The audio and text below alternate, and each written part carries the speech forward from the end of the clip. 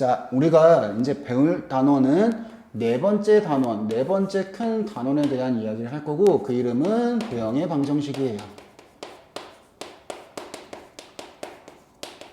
그러니까 뭔 소리냐면 우리가 중학교 때까지 배웠던 어떠한 도형이라고 하는 것들을 식으로서 표현을 하겠다는 얘기야. 그러면 봐봐. 얘를 도입한 이유는 왜 도입을 했니? 라고 물어보신다고 하면 자 봐.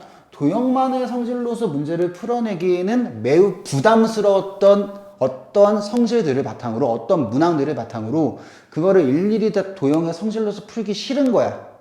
그렇기 때문에 도형의 성질로서 문제가 풀리지 못하는 것들을 쉽게 만들어주는 게 우리가 얘기하는 도형의 방정식이에요.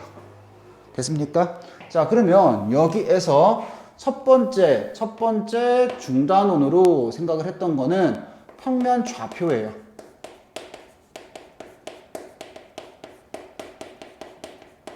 평면 좌표예요. 평면 좌표라고 하는 거를 우리가 얘기를 해보시면요.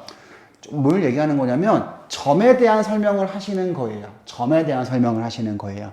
그래서 점을 어떻게 처리하는지에 대한 이야기들을 하시는 게 여기 파트예요. 그래서 여기에서는 크게 주제를 몇 개 다루니? 라고 하면 하나, 어떤 걸 얘기한다? 두 점 사이 거리를 설명합니다. 자, 두 번째 얘기하는 건 뭘 설명할 거니? 라고 얘기했을 때 우리는 두 번째 설명한 건 뭐냐면 자, 어떤 좌표라고 하는 걸 바탕으로 무엇으로 바꾸어 쓰시고요? 길이로 바꿔 쓰시고요. 길이를 바탕으로 좌표로 바꿔 쓰시는 요 행동들을 할 거다라고 하는 거고 세 번째 하는 행동은 무엇일까를 얘기한다면 우리가 생각할 수 있는 건 자, 우리가 내분 외분이라고 하는데 그걸 뭐라고 하냐면 어떤 직선이라고 하는 게 존재할 거야. 직선을 자, 두 점 기준으로 자르는 행동을 하실 거예요.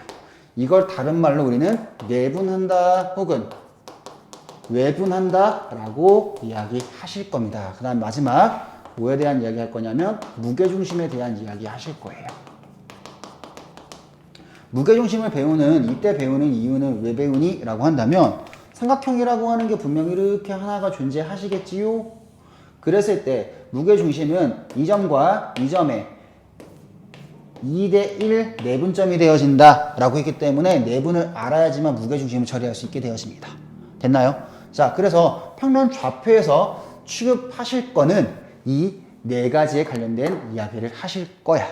자, 그래서 이 네 가지에 대한 이야기를 본격적으로 한번 보실게요. 됐죠?